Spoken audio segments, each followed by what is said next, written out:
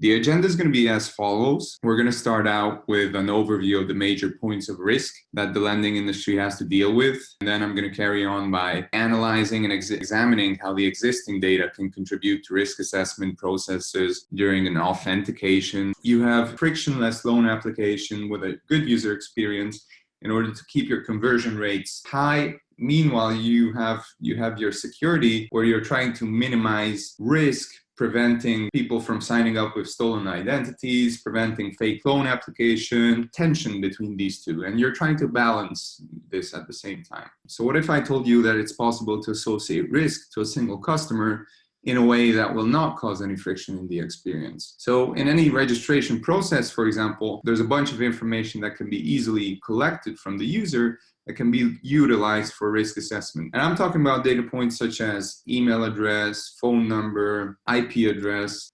device, etc. When we take a look at these data points that we can collect in a frictionless manner, we have a limited data set. But by utilizing automated data enrichment methods, we can actually come up with a much wider overview of our customers. Real time, we can tell our client that this email address was used or not on 14 different social media sites such as Facebook, Yahoo, Twitter, Microsoft, Apple, LinkedIn. And as I mentioned, this doesn't require any pop-up authorization. It doesn't involve any friction. So if someone is using a virtual machine or emulator, we can see that it's not a real device, it's a spoof device. They offer scans of IDs and passports and selfie with documents, utility bills, bank statements, all this. You can provide the data you want to see on the scan. It's like $30 paid with Bitcoin. They send you the scan in one day. For example, Bitify, they sell pre-created digital bank account. These ones from the European Union, they have the unique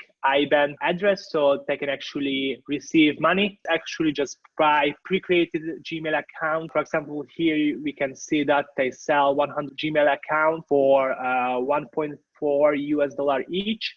It's really common to face bot attacks because also fraudsters are quite lazy, so they don't really want to do everything themselves manually. So they can use tools like this so-called Xenodroid. This is by Xenolab, who does a lot of other stuff for mostly illicit activities. One of the solution is Xenodroid, which is an Android app automation software. Basically, you can set up a flow where to click on the specific site, so you can open accounts automatically with this solution. You can copy email addresses or passwords from specific sheets, Excel sheets, and then you can implement these. There are solutions out there which can do everything without coding knowledge. There are a lot of providers on the internet which provide throwaway or so-called burner phone. For example, one of them is Hash. It can be downloaded from Play Store or Apple Store. For $3, they provide you a phone number for one month, which can accept SMS or calls. Basically, there are all these tools available for fraudsters. They can spoof everything they want, but our main focus is make it really hard to do so.